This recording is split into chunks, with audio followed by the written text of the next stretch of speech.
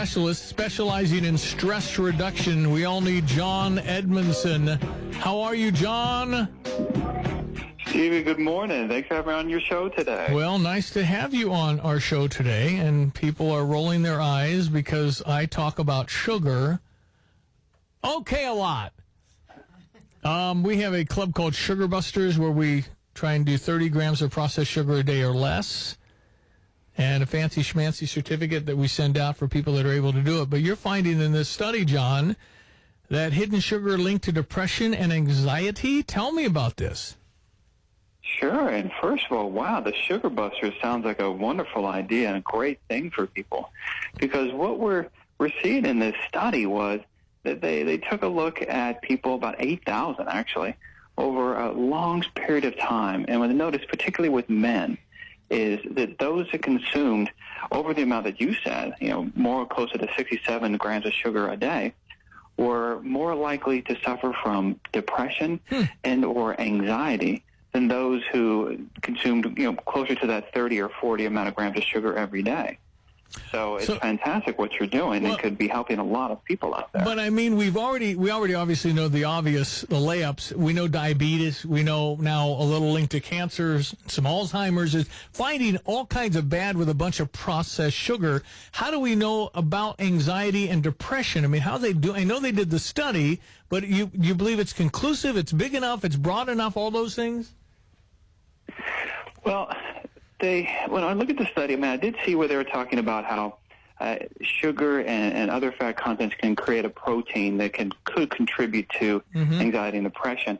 I can tell you from my experience as a therapist is that when patients or clients come in, if they are consuming high levels of sugar, that's the first thing that we address. Really? And when we shift and when we shift and change their diet, that many times, not always, many times makes them feel better and improves their mood overall. So people come in and talk to you because you're a therapist? Correct. Okay, so you're not saying, well, tell me about your childhood and all that. You're asking about their diet?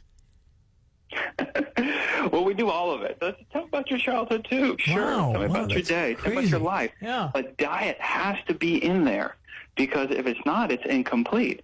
And that's the piece that many people miss. They say, well, I'm so depressed.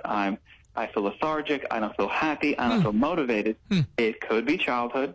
It could be a life stressor.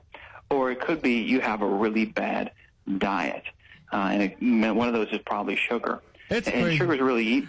it's just crazy. It's not the best. Oh, go ahead. I'm just saying it's just crazy, all the stuff. Right. That, I mean... And it seems to me if you have problems, a lot of times you want to eat, a gallon of ice cream. We see it in the movies all the time. Yeah. Or you want to solve the problem by having a brownie. I mean, what do you say to that, John? Well, of course you're going to want to, because when you initially eat it, it feels great. For most of us, if I'm having a bad day, have the brownie or the chocolate bar, it's going to boost me up, boost my mood. But then the price we pay is that accelerated heart rate, which if you have anxiety, kicks it up a little bit more. Or the crash, the sugar crash afterwards, that can make you feel even more depressed. And in fact, part of it is, too, that sugar is so addictive that in some studies it's proven to be more addictive than cocaine itself. Wow.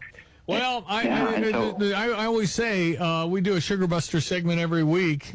I got a former Mr. Tennessee bodybuilder guy that Warren Honeycutt, and he's our honorary chair, our inspiration, our motivator. But I always say, if you don't like how you look, if you don't like how you feel, if you don't like how you think, I don't think there's any question. I believe my thinking is more acute without sugar. Oh, I think it's very true. The healthier you eat, the more you put in your body, the much more clear you're going to think. Unbelievable. I mean, because in society, we just have fun with all the donuts and all the fun. And it is fun. But if you look at it, and again, I get a little PETA-ish, if you look at it as rat poison, John, it's just not so good. That's the amazing thing about it. I think you have a great point, because if someone walked in and opened up some food for you and said, here is some poison, you'd scream, you'd run, you'd leave the room. But someone walks in and says donuts, you go, thank you. Yeah, oh, but right. that's the extreme kind of PETA side of me, because I don't want to do that thing. And I become the sugar police, which I really don't like, because people are worried to eat around me. Right. People come in the room with the donut, they turn around, they eat what's it outside that? of Stevie's John, office. I need therapy for that. I mean, come on, I didn't mean to become the sugar police. Well, so you may be stressing them out. They might want to start craving a little bit more. Be careful there. That's John Edmonson, how do people find you?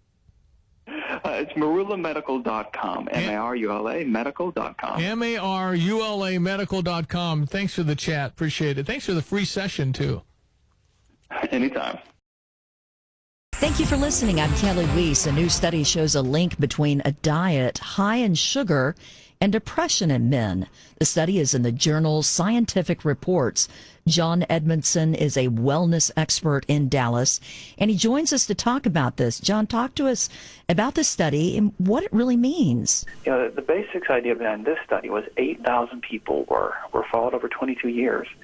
And what it noticed was that if they had, those participants, about 67 grams of sugar a day, they were 23% more likely to actually have depression or anxiety.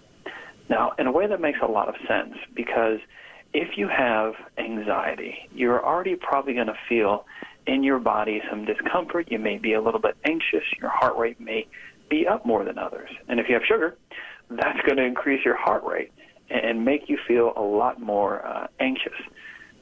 And depression makes sense, too, because after we have a lot of sugar, you know, we're going to have that insulin or glucose crash. And we feel lethargic and lack of energy and lack of focus, which could increase someone's feelings of depression. It's not just sugar, it's processed sugar is the important piece. We get a smoothie and we think, this is going to be really good for me, but there's a lot of sugar in some of these. And we hear a lot of, well, I'm getting healthier, I'm having these protein drinks or these snack bars. You flip it over and you look, and the amount of sugar in them sometimes is much more than other things that you think wouldn't be healthy for you. In fact, a lot of low-fat meals tend to have more sugar in them than do some of the regular meals. If you pay attention to how you feel before you eat it, how you feel when you eat it, and how you feel afterwards, basically mindfulness, then you're able to make great choices and become your own dietitian. Wellness expert John Edmondson, we really appreciate your time. By the way, ladies listening, the link between sugar and depression was not found in women in this study.